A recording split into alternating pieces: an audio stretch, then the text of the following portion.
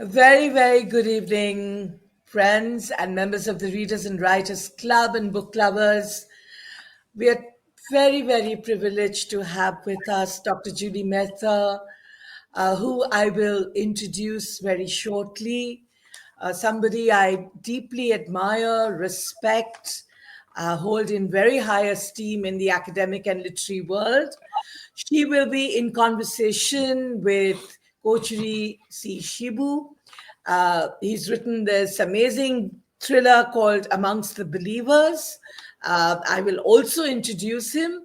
So, without further ado, let me start with the author. Shibu, the best selling and award winning author of Men in Dreams in the Dhaladhar and Faith and the Beloved, is a graduate of the prestigious National Defense Academy, Khandak Swasla. He has served in the Indian Navy and commanded two warships. Post his retirement, he has executed hydroelectric projects in the Kaveri River Basin in Karnataka, Bias River Basin in Himachal, and the Teesta River Basin in Sikkim. He holds a postgraduate degree in defense studies from Chennai University and an MA in English literature from Pune University. Shibu has changed track from the snow clad mountains to the blue oceans and has been associated with the setting up of a shipping company in India. Amongst the Believers, a suspense thriller, is his third book. A passionate and committed writer, Shibu creates a magical world of fiction built around a well researched background. Shibu was born in Kochi, Kangrapadi, pardon my pronunciation, and now lives in Bangalore with his wife and daughter. Shibu, you have been a veteran at the Readers and Writers Club. All our members know you, love your work, love your books, and welcome once again to the club. I Thank you, take Mona. Thank you so much. thank you, Shibu. And I, of course, take very, very great pleasure in having with us none other than Dr. Jiri Banerjee Mehta. What a celebrity, what a personality, what an academic, what an illustrious career in the world of literature. She has put Kolkata on the global map of academics and literature. So let's hear about her. Dr. Julie Mehta is a Calcutta girl educated at Loreto House and Loreto College. She worked as a literary reviewer and features editor in Australia, Singapore, and Bangkok, and went on to earn her second master's and doctoral degrees in English literature and South Asian studies at the University of Toronto. A specialist in post colonial and world literature, she taught at the Department of English and Canadian Studies program for many years at the University of Toronto. She holds several prestigious fellowships, and Dr. Mehta is a columnist for the T2 Telegraph, a very, very popular daily in Kolkata and Bengal and other states of India. She currently resides in Kolkata, teaching post graduation in English literature and is an alma mater of the Loreto College and Loreto House. So proud and privileged to also be a Loreto girl, Julidi. You've held the Loreto flag so high, and very, very warm welcome to our club. And readers and viewers, enjoy the discussion and have a great evening. Thank you, Julidi, and thank you, Shibu. Over to you, Julidi. Blown away as usual, Mona. I don't know what to say, but thank you, and thank you again. It's an honor to be here with a writer of the caliber of Mr. Shibu. I've just turned the last page of his third novel, and I must say he has transformed my focus from what I would say was never the literature of espionage or the literature as a thriller um, to what he's writing. Is astonishing. The credit really goes to the acumen of research, meticulous work on geopolitics, and his understanding of the narrative style, plot, character, and everything else. So, first of all, congratulations, Mr. Shibu, for writing such a wonderful, wonderful thriller. Thank you, Julie. Thank you so much. Thank you. Always a pleasure to meet up with you. I've heard so much about you. Thank you. Shibu, I have one major point where we can launch off, I think. As I was coming to the end of your book and thinking about your biodata, I had a smile on my face because I remember two encounters with two people who you would be proud of, I think. One is Mr. Mr. William Golding, who was the winner of the Nobel Prize for Literature from England, and he was a naval officer during the Second World War. He Oh, wrote the wow. novel. Okay. He wrote the novel Lord of the Flies, and it intersects with your idea of human beings and how complicated we are. The idea, he said, of evil in humans is as prolific as the way bees make honey. I think in your book that comes through so well. And evil is not such an easy quantum. You show how evil actually resides with good in all the human beings that carry out even suicide missions or missions of being killers, because that opens the door to your character Khushru, who is compelling. If you think about someone like Kamal Al Said, who I met in the year 2000 and in Bangkok, and there was an incident that morning that I met him, Shibu, where a 16-year-old Palestinian boy on a suicide mission had killed himself and killed all the people around him, maybe 20 people. And when I asked Mr. Al Said that you're the head of the Muslim League in the world, what do you have to say about this? And he said, don't be judgmental, because this young 16-year-old boy had nothing to lose. He had been through the killings of his brother, his uncles, and his father. So when I finished your book and closed it, I thought, how universal was this novel amongst the believers? Can you tell us first, Shibu, what made you think of a plot and a character like Khushru? That, of course, is part of the creative part of writing, and that I accept. But equally, let me go one step in the same topic that you're talking about. You know that I've been in the uniform and I've been a military man, and there is a certain amount of similarity between warriors. It doesn't matter of what genre and how they come from. So let's say in armed forces in all around the world, it's always, it's a battle will always take your life. The life is at stake of yours. Either you have to die for your country, you have to kill your enemy soldier for his country. Either way, it's always it's a game like that. And there's a lot of background preparation that goes in building up the armed forces, a value system, and ethos wherein once they go into battle, it is either is do or die, nothing in between.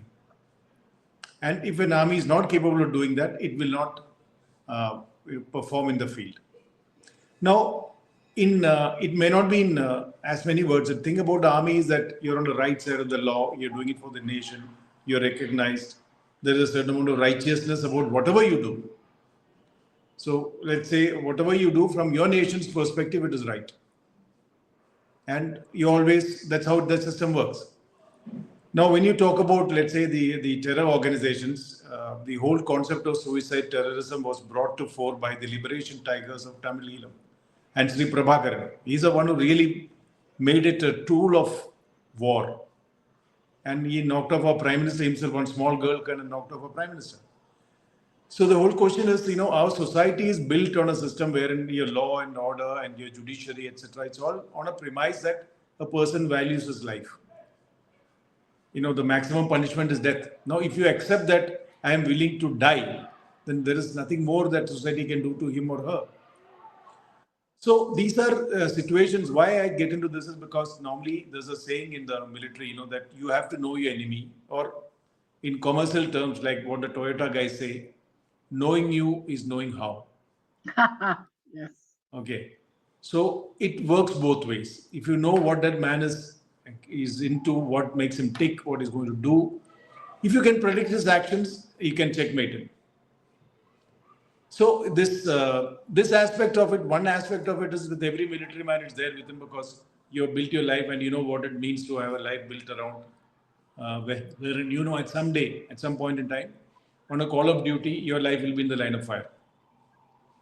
Now here is another set of people. Finally, it's about, let's say, behavior of an individual is a reflection of his value system. Here it's about value system, what some people have taken up. Well, we may not be convinced about it because many of the times it's an abuse. More often than not, they're brainwashed. They are, indoctrinated and misused and abused. So majority fall into that, in that category. Then it becomes threat to society, abusive to society, etc. So one of the reasons was I was trying to put that finally, like you correctly brought out, finally, it doesn't matter whether it's a soldier or a terrorist, a man is a man, still a human being. There is a human aspect to him or her. So one of the ideas was to bring out some aspects of this without being judgmental. Like you rightly said, there is evil in all of us. The degree varies and how you control it and what you do with it.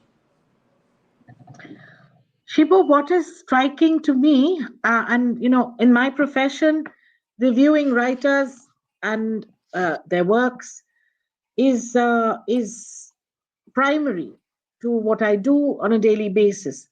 What is most impressive, taking it, as you say, one step further, is that you bring such, even when you write about Nanda and you write about the, the commitment, and that I think I remember that line where you say,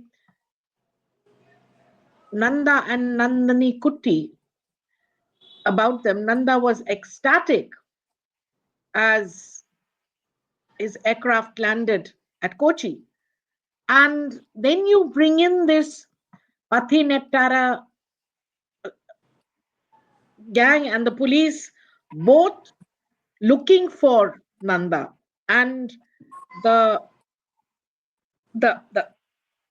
saying that Vettikolata, and then you bring in the vernacular and you say Ariada bomb, and that is it because you want to bring a kind of urgency and a kind of cultural ethos to your story, that you set the story right from the beginning, and how important that backstory of Nanda is?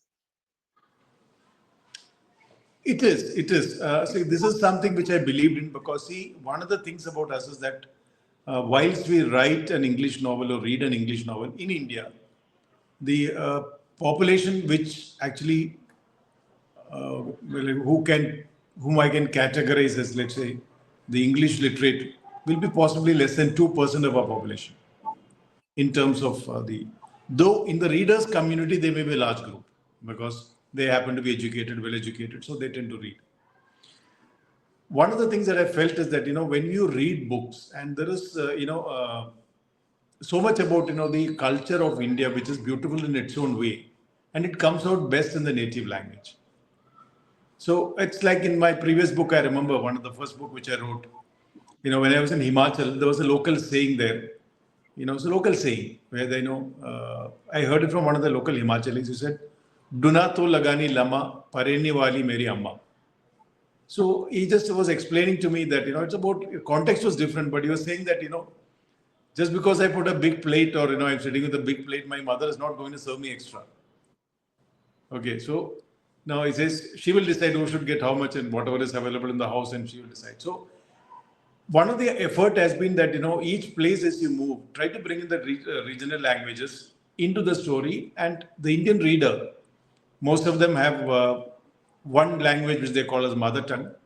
So he or she will also be exposed to what is the other languages of the country, and we have a number of them, large number of language by in terms of number of people who are using the language. They would be as big as any of the developed languages in the world in terms of the scope of the language. So this was by deliberate, by design, that each place that you go, try to use the language. I have not restricted it to Kerala only. You will find all languages of India plus Turkish plus Yes. Russian, I don't know, whatever language, wherever the people are. Why not? And I believe it gives a, whatever you may say, that Flavor. of course you have to give an explanation in English for people to understand, but it always gives that, the tinge of feel of the place, as I call it. And even the flavor of the people, that thinking. For instance, you so beautifully signpost the idea, and I quote you, where you invoke a saying, the believers who stray from the mission will face our wrath. And then you talk about the Pathan who warns your protagonist that, Kushru, that you've killed somebody, and there will be people who will see that the revenge is taken. So I think, although it is universal, this idea that, and more we see that, in the Gulf today, what is happening shamefully, you see the same feeling of revenge coming into the fore, an universal idea, but maybe by stating this so clearly upfront, what you do is you signpost what the story is going to be about. Am I right? Oh yes, what came before is like kind of a trailer of what's going to be. So yes, it's a good pointer for the reader. It's meant to Yeah. be. Yeah.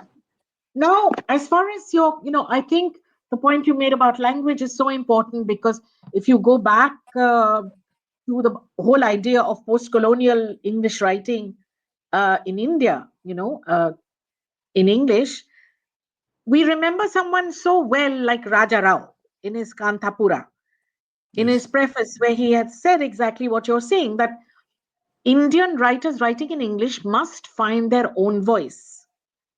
And I think we don't have to write like the English. We were never meant to. But this is where I think, again, that your novel is very timely, it is appropriate. It is an excellent example of a genre which is new, but you are very careful about keeping that focus on not losing your identity. So, how important to you was the idea of identity? Even when you take Khushru through all the travels, uh, it's very clear who Khushru is. Would you like to tell us a little bit about your protagonist and his identity? Yeah, of course. Because see, that's what I said. No, it's like this. uh, You believe, so you are, and it's identity is, I would say, the most important thing. What we identify with, whom we identify with, that's what make us. What's what make the society. That's what make the nation. I consider it possibly the most important aspect of a human life. I mean, in the modern life, in the urban life, in maybe people who work in multinational, these things may tend to seem to get diluted. That's okay. purely from the point of view of work, but you are who you are and where you come from, what you come from. There's so many things that, it's like, I would put it like this to you that, it's like the past of an individual, your memories and how you look back at your past life is like a pedestal on which you stand. And it should be strong. It should be strong. Yeah, Then only you can stand tall and stand straight. And that yeah. goes with all of us at every stage. And I am a firm believer of that. You will find all my characters in all my novels will always stand firm and stand tall as far as who they are and what they are. Shibu, tell us a little bit about your craft of writing. For instance, I'm sure you're familiar with the book, the double Booker Prize winner, Michael Ondaatje, English patient. And in his interviews, he's maintained that he starts his story, thinking about the story, with an image. Did you ever get to see the film English Patient? No, I have not seen it. I have not seen it yet. Okay. So, anyway, it doesn't matter. But the point is that he thinks of the frame of a nurse during wartime speaking to a patient in the middle of the night, just chatting. And that's how it began with him, the story of the English patient. So, my question to you is, do you start with an image? Are you an imagistic person, or are you plot driven? How does the process of amongst the believers, how did it come to you that this is how it's going to be? It is actually a mix of both in the sense that I cannot write, or for that matter, anything that I write, I visualize. I visualize to a large detail. Possibly what I write maybe only maybe 5% of what I visualized, because it's not possible to put down so much because you do so much of research. I mean, let's say, for example, in this character, there is a sergeant, Russian sergeant, whom I've written about. No, there may be only 8 or 10 pages about him, maybe 6, 7 pages. But of course, I've had some exposure to Russians and the Russian armed forces. But the research went on for thousands of pages to write that, to bring it down and visualize what each those places are, what happens there.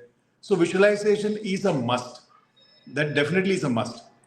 Each scene, each character, you have to visualize their place, where they're moving, what they're doing, and a lot of detailing in your mind, because I believe otherwise it will not be convincing. To me as a writer, it's not convincing. I don't believe equally to the reader also.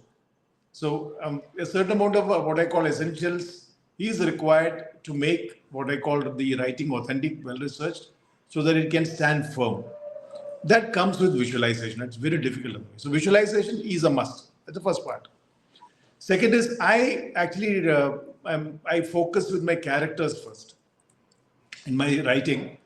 Even before I have at any given time 3, 4 novels running in my mind. So whichever, that's been like that for so many years now. But what I do is, you observe people, you observe, maybe note down and, do character sketching. So when I wrote this book also, I had about 200 characters, sketched, and of course, outline sketched in my anvil when I started. So start with a character. In this case, the first, you start with, you have Nanda, and you start with that. And second and third character, by the time you reach 3 characters, you have a kind of what you thought about, it becomes clearer and clearer. So it's something like this. By the time you reach the fourth chapter, you have the whole story playing out in your mind. It is actually playing out like a movie in your mind.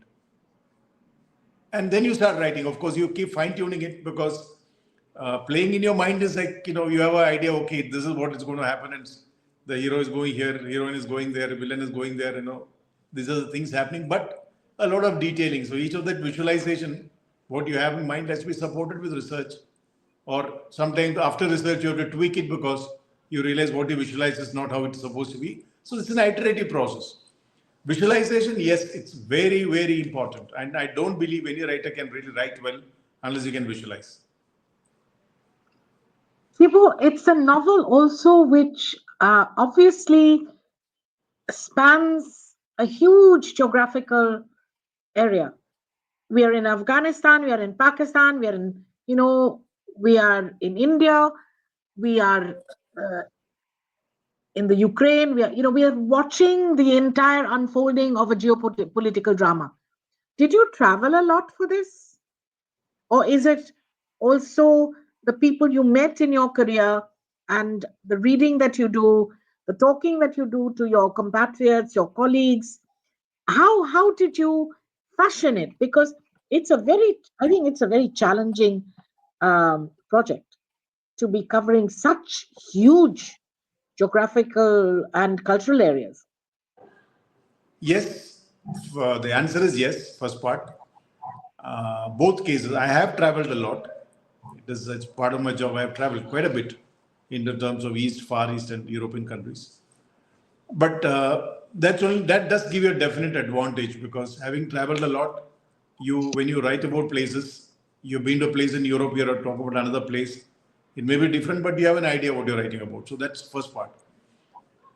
Second part is, of course, there is a lot of research, a lot of reading and research goes into it, and talking to people. That, of course, is a given. But a lot of reading, research, and then second part is, I believe that you just need this. You need a pointer. Rest of it is you can use your research and imagination to make it real. It's not. I mean, if you know how to do it, it's not too tough, but takes time and effort. It is not easy, but it is also a fact that when you have geographical challenges like this, people have been moving like this. What I have said, these are all based on actual, kind of not based on. There have been similar movements by terrorist organizations, people funded. The movements of people have taken place in these lines that I've indicated in that. So, in the sense that, if someone has to move, there is a way, there are so many, they will avoid developed nations, they have to go through underdeveloped nations, then there is always a background work which is done. There are terror organizations, there are intelligence agencies which are working with terror organizations. And then, there's so much of, push and pull and play in all this. Yes, people do travel. People do travel. I mean, must have read about it, people from Kerala traveling all the way to Iraq and fighting there in the name of ISIS. That's from all over the world.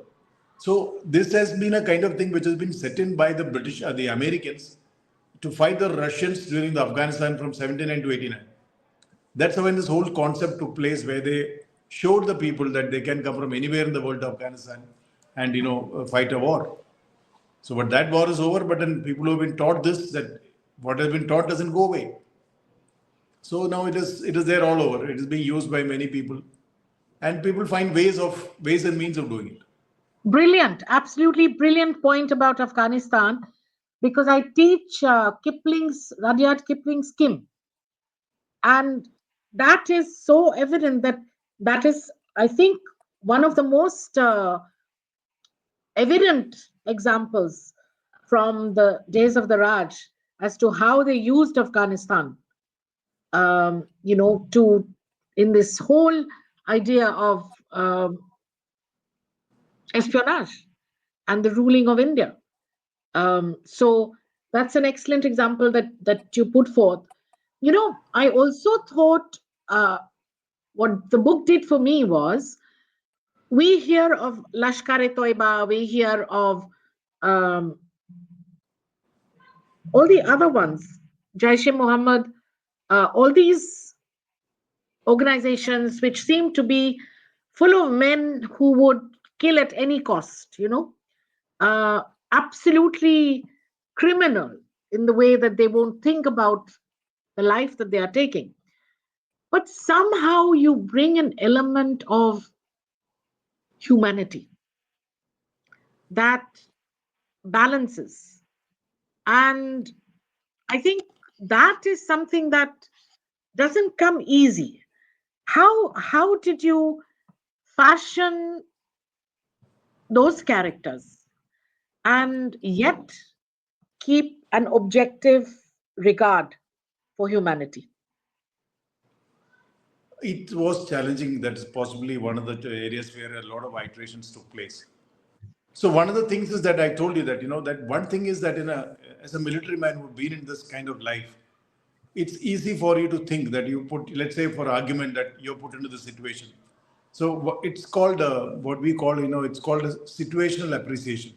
Yes. So you think of a situation, and like in solving a military objective, there's a way people say that, okay, if you were to do this, how will you do it?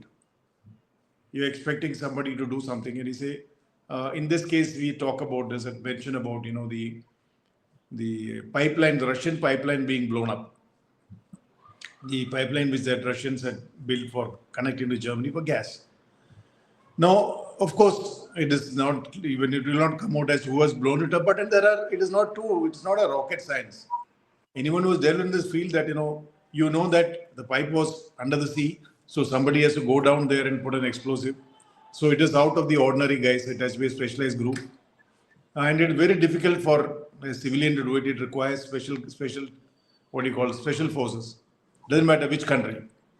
They have to be properly trained special forces who can dive underwater, go to 60 meters, put an explosive, give a time limit so that it blows up after 1 month or 20 days or whenever you're programmed it for. Though these are all pure military operations.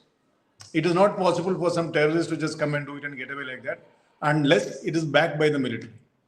So similarly, in any kind of situation that you think about, you're putting a man, uh, you can visualize, because you say that, let's say you are the other way around, you think yourself to be the commander of that force. How will you set it up for these guys? And you imagine and set it up. So it calls for a lot of imagination, one, and it calls also for a lot of understanding of how these things are done. And then you put the thing together, it falls into place. Not easy, but I suppose that's always the charm in writing. That's the challenge and the charm. And I think you might agree, Shivu. Sometime I had read somewhere that you had said the first book is always happy, but it's also the hardest, and it took the most time from you. The Yes. second book was a little easier, and this one you sort of flew through in a way. So, what was it that you learned for younger writers? What would you say they should persist with in this genre, which is slowly now, I think, gaining ground in India? Would you say? Slowly gaining ground, yes, because traditionally the Indian readers are young crowd. They're all into that, romance triangles. That's what kind of ticks them, so that's much easier to write because it's only about heartburns and the broken hearts, and they don't really get into detailing of the time and space and action and technical details and so many other things which you bring into. But even that calls for, of course, writing skill is writing skill. Doesn't matter what genre you write in. Absolutely. Not, the idea is not to run them down. But yes, this takes into place because if you see that the society that we live in and the amount of chaos, let's say, for example, that why I say this is Ukraine was part of Russia, and 50% of the Ukrainians are considered to be Russians. 50%. They're Russian speaking, Russian origin people, or what's what generally believed to be. Even with that, the Russians were caught by surprise that that somebody else had come into the country and turned the people against them, and they were completely taken by surprise. So the intelligence agencies and the way those people, that kind of people work, the subversive work is really something which can undermine a nation. And we all need to be aware of it. And we have been at the receiving end quite a bit. Ever since that Afghanistan war started in 79 to 89, from then onwards, it has been what they say is that, it's a kind of carte blanche given by the Americans or the Pakistanis that, okay, Yes. that you can do up to this much in the name of freedom fighters. You support the freedom fighters are freedom fighters. So there is a kind of warfare which is happening, which unless you understand what goes into it, you will not know. In our society, the people don't realize how much of a threat these kind of things pose. And therefore, yes, this genre is difficult to write, not easy, because it needs a very vast knowledge base for young writers. If they want to write in this field, one, you need to have a clear idea about geopolitics, at least some idea about intelligence agencies, some idea about weapons and arms, some idea about how military men think, how terrorists think. Uh, then, of course, none of this is rocket science, but it takes effort to understand this. Once you understand this, yes, Because many of the great writers who write about this kind of stuff are not military men.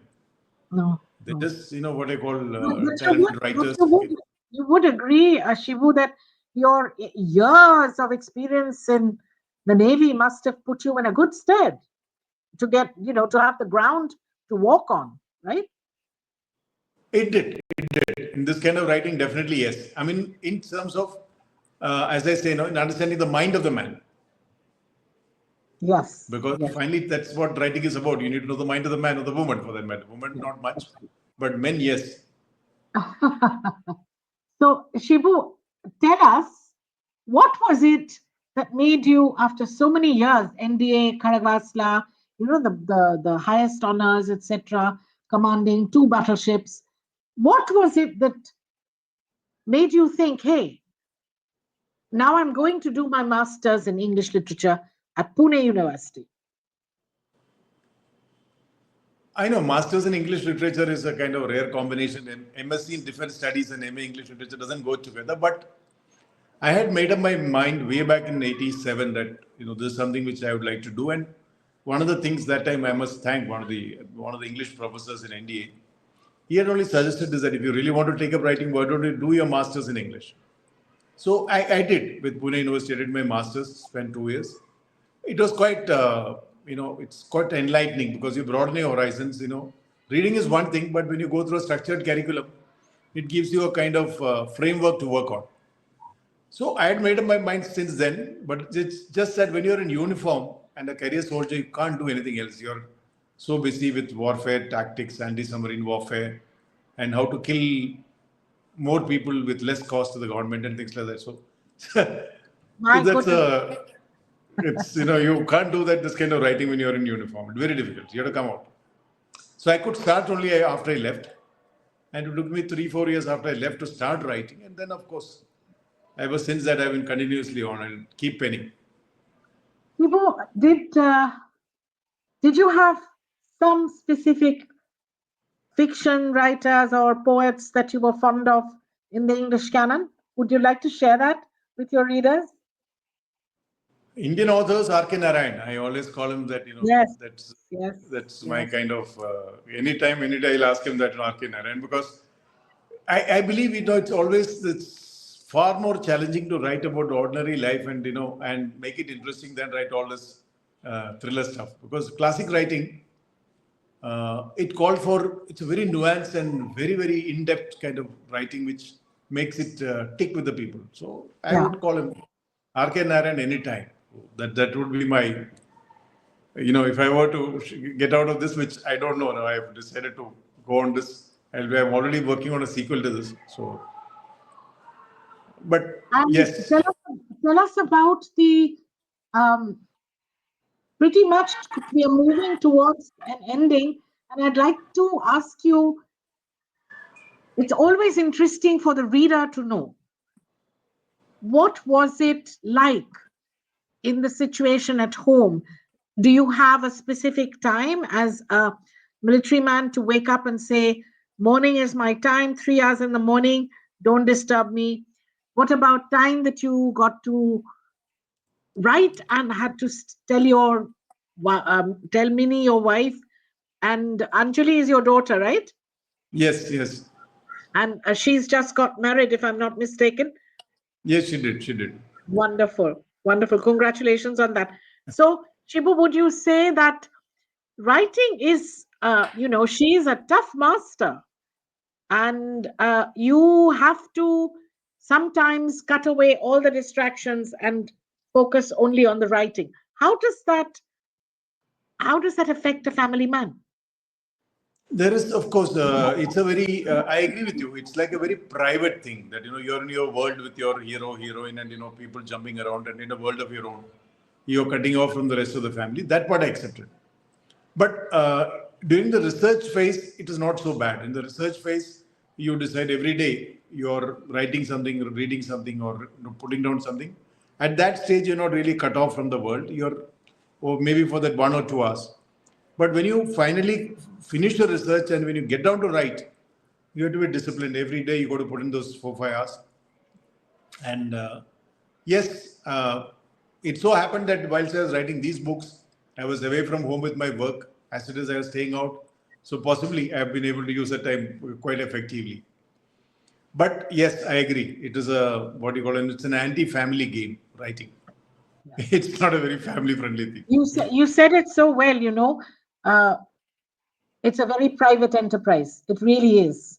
It is. Um, yeah, and it reminds me, talking about private, V.S. Naipaul also has a book, but slightly different title. We discussed this in our conversation amongst believers and among the believers. But you know Yes. what he did once? I can't remember. I think it was in his novel, A House for Mr. Biswas, where he actually checked into a hotel for 7 days, Shibu, locked himself, and finished that novel he was writing. So, again, the question to you would be, how long do you think it took you to write amongst believers? Oh, it took me about 1600 man writing hours. Yeah, yeah, It's not easy. So, not so the easy. thing is, see, once you're committed to the thing, it's like instead of watching the idiot box, you sit down and write. Yeah, It's a choice. You absolutely. got to take the time out. See, that's one thing you have to be clear. It's a Once you sacrifice. write, It's a trade-off. Yeah, yeah, absolutely.